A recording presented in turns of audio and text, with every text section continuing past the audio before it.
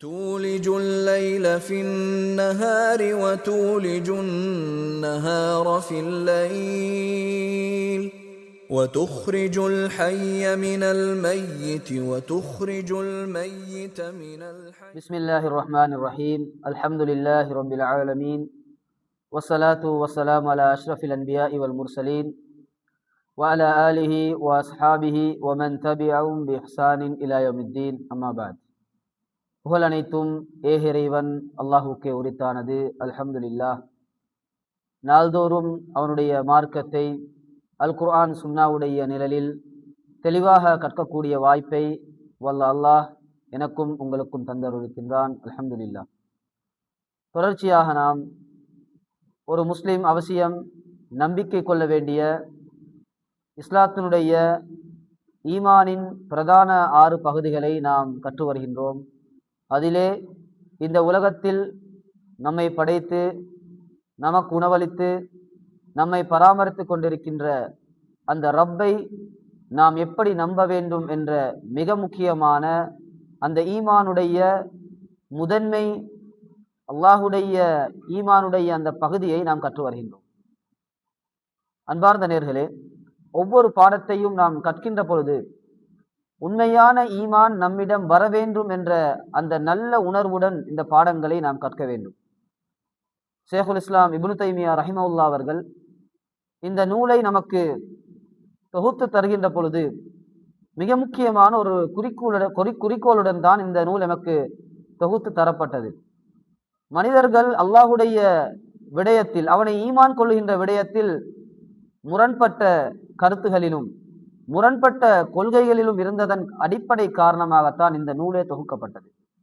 இன்றைக்கு உலகத்தில் நிம்மதியாகவும் அதேபோல் ரப்பினுடைய எல்லா நிஅமத்துகளையும் சுமந்திருக்கின்ற நாமும் அவனை எவ்வாறு ஈமான் கொள்ள வேண்டும் என்பதை அந்த இறைவன் நாடுகின்றானோ அந்த அடிப்படையில் ஈமான் கொண்டால்தான் அது ஈமான்.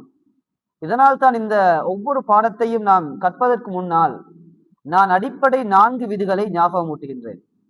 முதல் விதியை நாம் சொல்லுகின்ற பொழுது அல்லாஹுடைய பண்புகள் சம்பந்தமாகவும் அவனுடைய தன்மைகள் அவனுடைய செயல்கள் சம்பந்தமாகவும் அல்லாஹ் சுப்ஹானஹு வ தஆலா அல் குர்ஆனில் எதை சொன்னானோ அதை நாம் நம்ப வேண்டும். அவனுடைய தூதர் ஹதீஸ்களில் எதை சொன்னார்களோ இது ரப்பினுடைய தன்மை, இது ரப்பினுடைய செயல் என்று எப்படி அவருடைய தூதரால் வர்ணிக்கப்பட்டதோ சொல்லப்பட்டதோ அதை அவ்வாறே நம்புவது இதனுடைய முதல் விதியாகும். அல்லாஹும் ரசூலும் அவனை பற்றி, அதாவது இறைவனை பற்றி அல் குர்ஆனிலும் ஹதீஸிலும் வந்திருப்பவற்றை அவ்வாறே நாம் ஈமான் கொள்ள வேண்டும். நமது அறிவை முற்படுத்தி கருத்து மாற்றத்தையோ பொருள் மாற்றத்தையோ நாம் கொண்டு வரக்கூடாது என்ற விதியை நாம் அடிப்படையாக தெரிந்து கொண்டோம். அதேபோல் அந்த இறைவனுக்கென்ற தன்மைகளும் அவனுக்கென்ற அந்த செயல்களும் நம்மிடம் காணப்படுகின்ற தன்மையுடனும் செயலுடனும் ஒப்பீட்டு ரீதியாக ஒப்பு நோக்கி உவமை கற்பிக்க கூடாது, உதாரணம் காட்டக்கூடாது என்ற விதியை பார்த்தோம். அதேபோல் நமக்கிருக்கின்ற தன்மைகள், நமக்கிருக்கின்ற செயல்கள் எல்லாம் இவற்றை கொண்டு போய் இறைவனுடைய தன்மைகள் செயலுக்கு உதாரணமாக கூறி நாம் விவரிக்க கூடாது என்பதையும் பார்த்தோம். கடைசியாக அல்லாஹ் அவனை பற்றி அல் குர்ஆனில் கூறியிருக்கின்ற விடயங்கள் எங்களுடைய சிந்தனைக்கு படாமல் அது பொருளற்றது என்ற ஒரு முடிவை நாம் கொண்டு வராமல் அதை அவ்வாறே நாம் ஈமான் கொள்ள வேண்டும். அது பொருளற்றது என்று சொல்லி கடக்கக்கூடாது. அல்லாஹ் சொல்லியிருப்பதை ஈமான் கொள்ள வேண்டும்.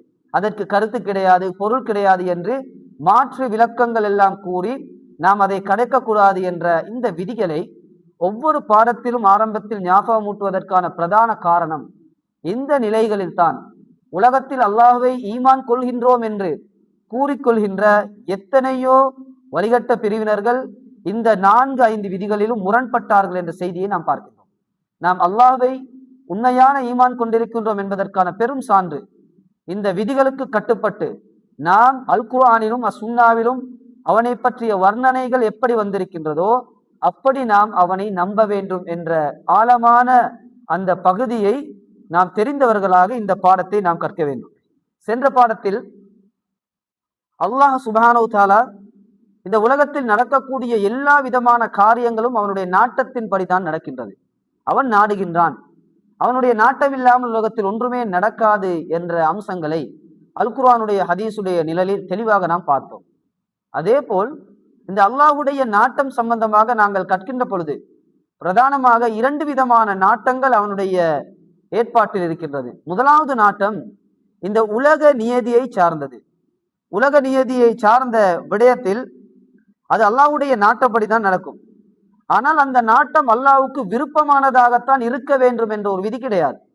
ஆனால் எல்லாமே அவனுடைய நாட்டப்படி தான் நடக்கும். உதாரணமாக அல்லாஹ் இந்த உலகத்தில் குழப்பம் விளைவிப்பதை விரும்ப மாட்டான், சண்டையிடுவதை விரும்ப மாட்டான். ஆனால் உலகத்தில் அவனுடைய நாட்டத்தில் இப்படி நடக்கும் என்பது இருக்கும்.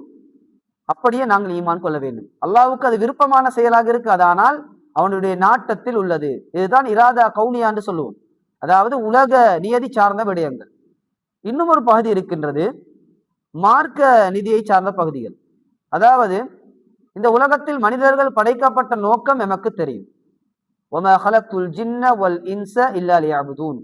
நாம் படைக்கப்பட்டிருப்பது அவனை வணங்குவதற்காகத்தான்.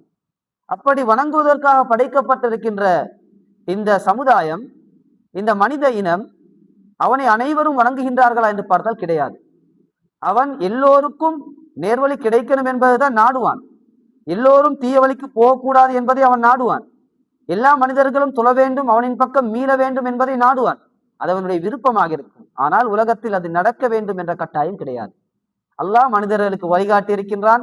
அந்த வழிகளில் நல்லதை பின்பற்றுபவர்கள் இருப்பார்கள், வழி தவறக்கூடியவரும் இருப்பார்கள். இது 2வது நாட்டம். இந்த 2 நாட்டமும் ரப்பினுடைய ஆற்றலுடன் சம்பந்தப்பட்டு அவன் எப்படி நாடுகின்றானோ அந்த அடிப்படையில் நாம் அவை வந்தவை போல் ஈமான் கொள்ள வேண்டும் என்ற செய்திகளை சென்ற பாடத்தில் பார்த்தோம்.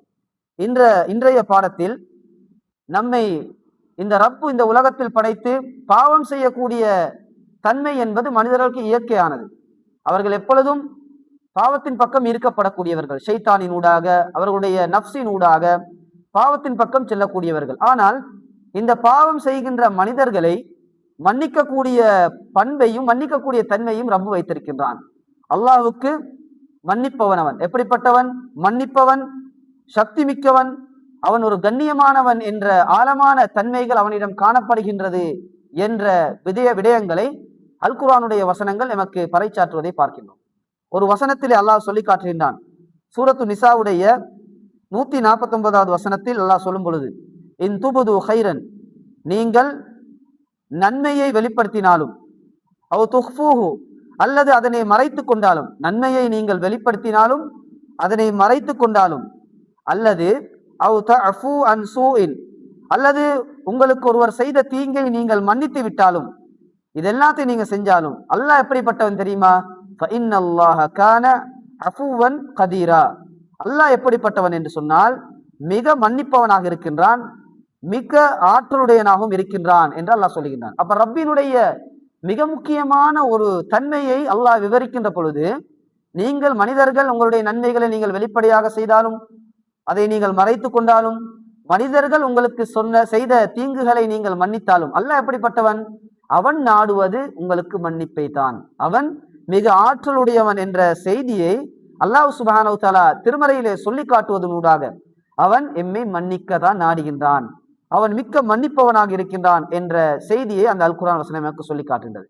அதே போல் இன்னும் ஒரு வசனத்திலே அல்லாஹ் சுப்ஹானஹு வ தஆலா சொல்லும் பொழுது, வல் யஃபு வல் யஸ்ஃபஹு, அதனை நீங்கள் மன்னித்து புறக்கணித்தாலும், ஒருவர் செய்த தவறை நீங்கள் மன்னித்து அதனை அப்படியே மறந்தாலும் புறக்கணித்தாலும், அல்லாஹ் எதை நாடுகின்றான்? அலா துஹிப்பூன ஐயக்ஃபிரல்லாஹு லக்கும், நிச்சயமாக இந்த அல்லாஹ் உங்களுக்கு மன்னிப்பதை நீங்கள் விரும்ப மாட்டீர்களா என்று அல்லாஹ் கேட்கின்றான். அப்ப அல்லாஹ் விரும்புவதை அல்லாஹ் மன்னிப்பதை நாம் விரும்ப வேண்டும். அல்லாஹ் கேட்கின்றான், அலா துஹிப்பூன், நீங்க விரும்ப மாட்டீங்களா? ஐயக்ஃபிரல்லாஹு லக்கும், அல்லாஹ் உங்களை மன்னிப்பதை நீங்கள் விரும்ப மாட்டீர்களா என்று அல்லாஹ் கேட்பதன் ஊடாக நிச்சயமாக அல்லாஹ் இந்த உலகத்தில் அடியார்கள் செய்யக்கூடிய பாவங்களை மன்னிக்க கூடியவன். சில பாவங்களுக்கு அல்லாஹ் விதிவிலக்கு வைத்திருக்கின்றான். உலகத்தில் அந்த பாவத்துடன் அவர்கள் மரணித்தால், உதாரணமாக ஷிர்க் எடுத்துக்கொண்டால், அல்லாஹ் ஏனைய பாவங்களை மன்னிப்பான், இந்த ஷிர்க் என்று சொல்லக்கூடிய இணை வைப்பை மன்னிக்க மாட்டான். அவர்கள் இந்த உலகத்தில் தௌபா செய்து அவனிடம் மீண்டு மரணித்தாலே அன்றி அவர்களை அல்லாஹ் மன்னிக்க மாட்டான். இணை வைப்புடன் மரணிப்பவர்களை அல்லாஹ் சுப்ஹானஹு வ தஆலா எந்த ஒரு காரணத்துக்காகவும் அவர்களை மன்னிக்க மாட்டான். ஏனைய பாவங்களை அவன் நாடியவர்களுக்கு மன்னிப்பான் என்ற செய்தியை நாம் ஹதீஸ்களிலே பார்க்கின்றோம். அப்படிப்பட்ட ரப்பு மன்னிக்கின்றானே, அதை நீங்கள் விரும்ப மாட்டீர்களா என்று அல்லாஹ் கேட்கின்றான். வல்லாஹு கஃபூருன், அவன் மன்னிக்க கூடியவன், மிக மன்னிப்பவன். அடியார்களுடைய பாவங்களை அவன் எவ்வளவுதான் பாவம் செய்தாலும் ஒரு கட்டத்தில் அவன் மன்னிப்பை தான் இந்த மனித சமுதாயத்துக்கு அவன் விரும்புகின்றான். அவன் மிக்க மன்னிப்பவன் என்று அல்லாஹ் சொல்லிவிட்டு ரஹீம், அவன் இரக்க குணமுடையவன், கிருபையுடையவன் என்று அல்லாஹ் திருமறையிலே சொல்லி காட்டுகின்றான். அப்படிப்பட்ட மகத்தான பாவங்களை மன்னிக்கக்கூடிய அந்த இறைவன் எப்படிப்பட்டவன்? அந்த கண்ணியம் யாருக்குரியது? மன்னிக்கக்கூடியவனிடத்தில் ஒரு கண்ணியமான ஒரு நிலை இருக்குமே, அந்த கண்ணியம் அவனுக்குத்தான் உரியது.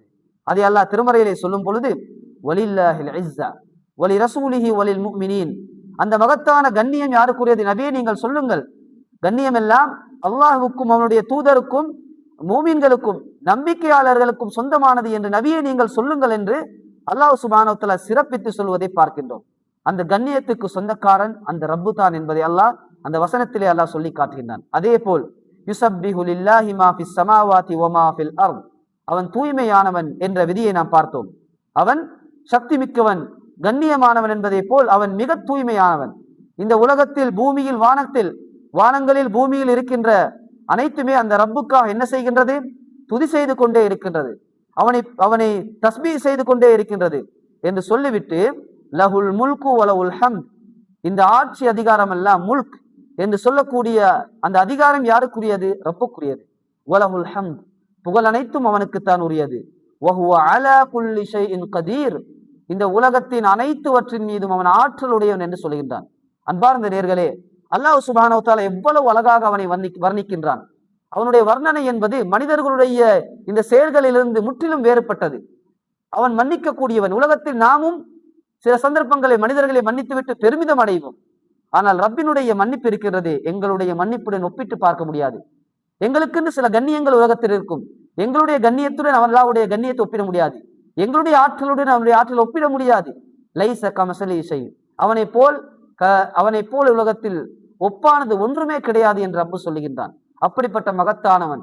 அவன் நாடுவதெல்லாம் எங்களை மன்னிப்பதற்கு தான். நாம் செய்கின்ற பாவங்களை எல்லாம் அவன் பொருட்படுத்தாமல் ஒரு கட்டத்தில் மக்கள் என் பக்கம் வரமாட்டார்களா என்று அல்லாஹ் நாடிக்கொண்டே இருக்கின்றான். இதனால் தான் ரசூல் ஸல்லல்லாஹு அலைஹி வஸல்லம் அவர்கள் சொன்னார்கள், இரவினுடைய 3வது பகுதியில் அல்லாஹ் அடிவானத்துக்கு வந்து யாராவது என்னிடம் கையேந்த மாட்டார்களா, பதில் கேட்க அதாவது பிரார்த்தனை செய்ய மாட்டார்களா, அவருடைய பிரார்த்தனைக்கு நான் விடையளிப்பதற்கு தயாராக இருக்கின்றேன். யாராவது மன்னிப்பு கேட்க மாட்டார்களா, அவர்களுக்கு நான் மன்னிப்பு வழங்குவதற்கு தயாராக இருக்கின்றேன் என்று ஒவ்வொரு இரவிலும் அல்லாஹ் சுப்ஹானஹு வ தஆலா 3வது பகுதியில் அடிவானத்துக்கு வருகின்றான் என்ற செய்தியை ஹதீஸிலே பார்க்கின்றோம். அப்படிப்பட்ட மகத்தான அந்த மன்னிப்பு என்று சொல்லக்கூடிய அந்த தன்மைக்கு உரித்துடையவன் அந்த ரப்பு தான் என்பதை இந்த செய்திகள் நமக்கு சொல்லுகின்றது. எனவே அல்லாஹ்வை நாம் நம்பிக்கை கொள்கின்ற அந்த பாடப்பரப்பிலே அவனுடைய மிக முக்கிய தன்மையான அவன் கண்ணியமானவன், இஸ்ஸத் என்று சொல்லக்கூடிய கண்ணியம் அவனுக்குத்தான் சொந்தமானது. அவன் ஆற்றலுடையவன், வல்லமை மிக்கவன் என்ற தன்மையும் அவனுக்குத்தான் உரியது. அதனுடன் சேர்த்து அவன் இந்த உலகத்தில் மனிதர்களுக்கு மன்னிப்பை தான் நாடுகின்றான். அவன் மிக்க மன்னிப்பவன் என்ற செய்தியை நாம் தெளிவாக ஆழமாக கற்றதை போல் நாம் அதனை ஈமான் கொண்டு அவனுடைய இந்த தன்மைகளுக்கு உலகத்தில் ஒன்றுமே ஒப்பானது கிடையாது என்ற அந்த நம்பிக்கையுடன் நாம் உலகத்தில் வாழ்வதற்கு கடமைப்பட்டிருக்கின்றோம். எனவே இந்த செய்தியையும் நாம் எங்களுடைய ஆழ் மனதில் ஆழமாக உணர்ந்து ஈமான் கொள்ள வேண்டிய விதம் எப்படி என்று சொன்னால், ரப்பு மன்னிக்க கூடியவன், அவன்தான் மிக்க மன்னிப்பவன் என்ற அந்த ஈமானுடன் ரப்பை ஈமான் கொள்ளக்கூடிய கூட்டத்தில் என்னையும் உங்களையும் வல்ல அல்லாஹ் சேர்த்தருள்வானாக என்ற பிரார்த்தனையுடன் இன்றைய வகுப்பை நிறைவு செய்கின்றேன். அஸ்ஸலாமு அலைக்கும் வரஹ்மத்துல்லாஹி வபரகாத்துஹு.